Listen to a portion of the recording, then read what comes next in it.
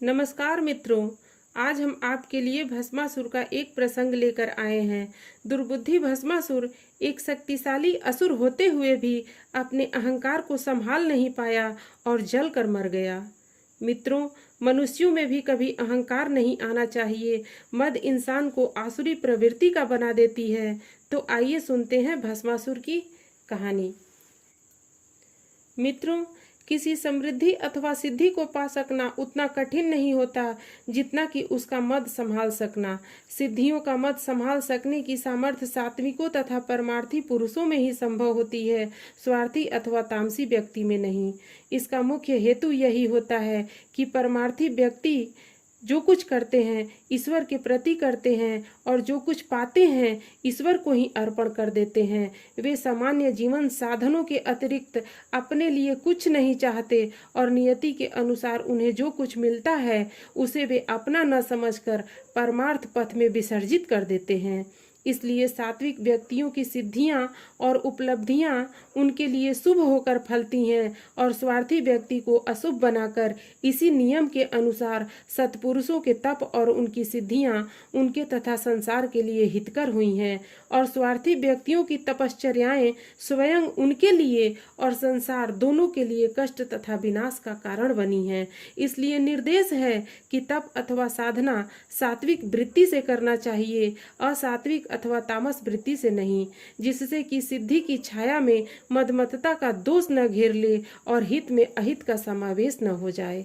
मित्रों, भस्मासुर बड़ा शक्तिशाली असुर था। उसे प्रेरणा हुई कि वह तप करके अपने को अजेय बना ले। उसने तप की योजना बनाई और हिमालय पर चला गया।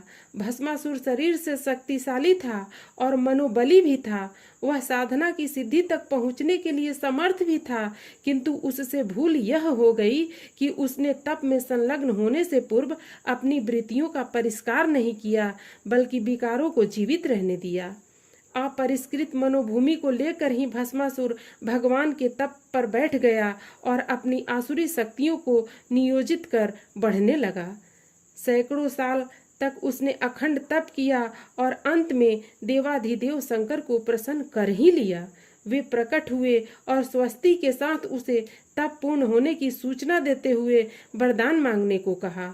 भस्मासुर उठा और अपनी सिद्धि के मद में मग्न हो उठा और वरदान मांगा, मैं जिसके सिर पे हाथ रख दूं वह तुरंत भस्म हो जाए। वह आखिर असुर ही तो था।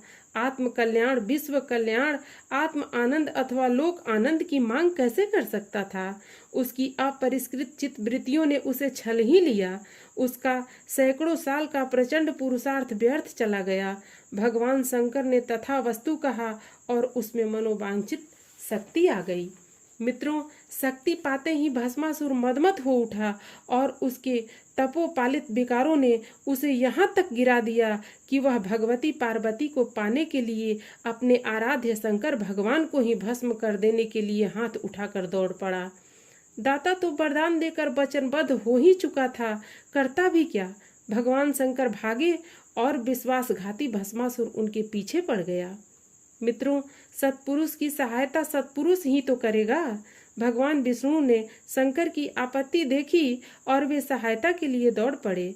उन्होंने समझ लिया कि विकारों से उद्यत असुर विकार द्वारा ही मारा जाएगा। उन्होंने तुरंत ही पार्वती का रूप रखकर उसका रास्ता रोक लिया और कहा, यदि तुम इन्हीं की तरह इस प्रकार नृत्य करके मुझे प्रसन्न कर लो तो मैं इनको छोड़कर तुमसे विवाह कर लूंगी। उन्होंने सिर पर हाथ रखकर नाट्य मुद्रा का निर्देश किया। कामातुर भस्मासुर का विवेक नष्ट हो चुका था। प्रस्ताव में निहित रहस्य को न समझ सका। वह तुरंत ही नृत्य करने को उद्यत हो गया और ज्यों ही उसने अपना हाथ नृत्य मुद्रा के लिए अपने सिर पर रखा, त्यों ही वर के प्रभाव से भस्म होकर भूमि पर गिर पड़ा। इस प्रकार उसका विकार दूषित तप विनाश का कारण बना। मित्रों, यदि कहानी अच्छी लगी हो तो चैनल को लाइक और सब्सक्राइब करिएगा। धन्यवाद।